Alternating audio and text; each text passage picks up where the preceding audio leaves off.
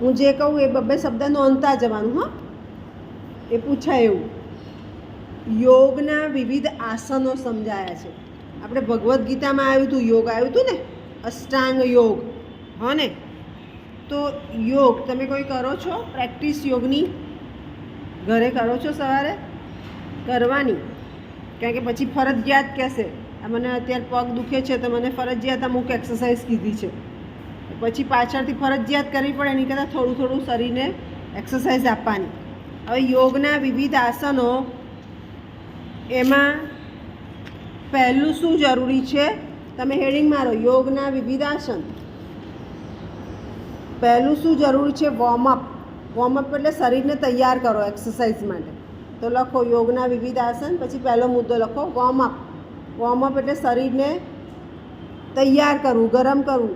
એ દિયા થઈને બેસી રહેવું નહીં. પછી આસનની પ્રેક્ટિસ, આસન કરવાના. અને એ આસન કેવા? તો આપણે પેલું યોગનો દિવસ હતો ને ત્યાં જુદા જુદા આસન સમજાયા હતા. દરેક આસનનું એક શરીર સ્વાસ્થ્ય માટે મહત્ત્વ છે.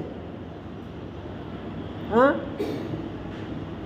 આપણે સામાન્ય પરિભાષામાં જ કહીએ કે ઘરે કચરા પોતું કરીએ છીએ ને, એ પણ એક પ્રકારનું આસન છે. કોઈ કરો છો પોતું? હવે તો જમાનો જતો રહ્યો, નહીં કરતા, કામવાળા આવી ગયા એટલે. પણ અમે નાના હતા તો કરતા. પોતું કરીએ ને એટલે પોતું કેવી રીતે કરવાનું? ઊભા ઊભા નહીં, હવે તો ઊભા પોતા આવી ગયા. બહેનોને તકલીફ થવા માંડી. પણ જે નીચા નમીન કરે છે ને, બેસીને પોઝિશન લઈએ છે ને, એનાથી શું થાય? નીચા નમીન બેસીને કરીએ તો બોલો શું થાય એનાથી? શરીરમાં શું થાય? પોતું કરીએ છીએ ને એમાં પણ યોગ છે, આસન છે અને આપણું સ્વાસ્થ્ય છે. પણ હવે તો કામવાળા આવી ગયા, ઊભા પોતા આવી ગયા, એટલે પ્રશ્નો થયા. પોતું કરીએ, પોતું બેઠા બેઠા કરવાનું, તો કયું શરીરનું સ્વાસ્થ્ય સુધરે? બોલો. પોતું કેવી રીતે કરીએ? બેસીને કરીએ ને, આમ બેઠા બેઠા ખસીએ ને, તો પહેલું તો શું થાય? અમારે પગની તકલીફ થઈ, બાકી હું બેઠા બેઠા કરી લેતી હતી કોઈ વાર કામવાળા ના આવે ને તો. હવે નથી બેહાતું, ના પાડી છે એટલે ડૉક્ટરે. પણ બેસીએ એટલે પહેલાં તો શું થાય? પગની મૂવમેન્ટ આવે, ઢીચણથી મૂવમેન્ટ થાય અને નીચે એન્કલથી મૂવમેન્ટ થાય. જે મેં ના કીધું કે મને ડૉક્ટર ના પાડી છે, મને વાગ્યું, લિગામેન્ટ્સ છૂટા પડી ગયા, એટલે અહીંથી વાળવાનું ના પાડી કે હવે વાળવાનું નહીં, પલાટી નહીં વાળવાની. જો આ પ્રોબ્લેમ આવ્યો મને સ્વાસ્થ્યનો. પહેલાં પોતું કરતા હતા એટલે બે પ્રશ્ન થાય આપણને. આ બધા ઊભા છે ને અંદર બોલાવો, એક જણ બોલાવી લો અંદર.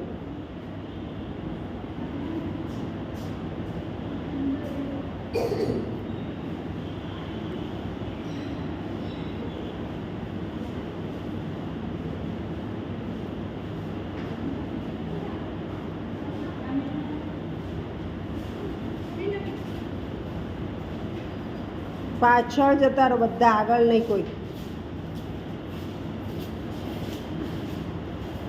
પાછળ જાઓ બધા, વચ્ચે પણ નહીં, પાછળ.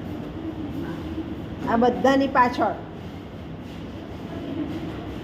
તો બે સ્વાસ્થ્યને અસર થાય. એક તો આપણા જે અહીંથી ઢીચણ વળે છે ત્યાં, અને એન્કલ, ઘૂંટી, ત્યાંથી આપણા પગની મૂવમેન્ટ થાય. મારી બંધ થઈ ગઈ, જે તે દિવસે તમારે પણ બંધ થશે. બહેનોને સૌથી પહેલાં કઈ ખામી થાય? બીજો જનરલ નોલેજનો સવાલ આવ્યો. બહેનોના શરીરમાં સૌથી પહેલી કઈ ખામી થાય? આપણે બહેનો છીએ,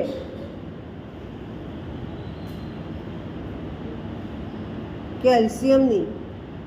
કેલ્શિયમ આપણા શરીરમાં ઓછું થઈ જાય, મેન્સ્યુઅલ સાયકલ પીરિયડ બંધ થઈ જાય આપણો, એટલે આપણે સ્વસ્થ હતા એમાંથી પાછા બેસી ગયા ઘરે, અને કેલ્શિયમ ઓછું થઈ જાય આપણું ઓટોમેટિક.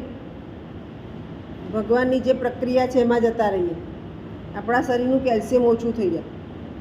કેલ્શિયમ ઓછું થાય એટલે સીધી શેના પર અસર થાય?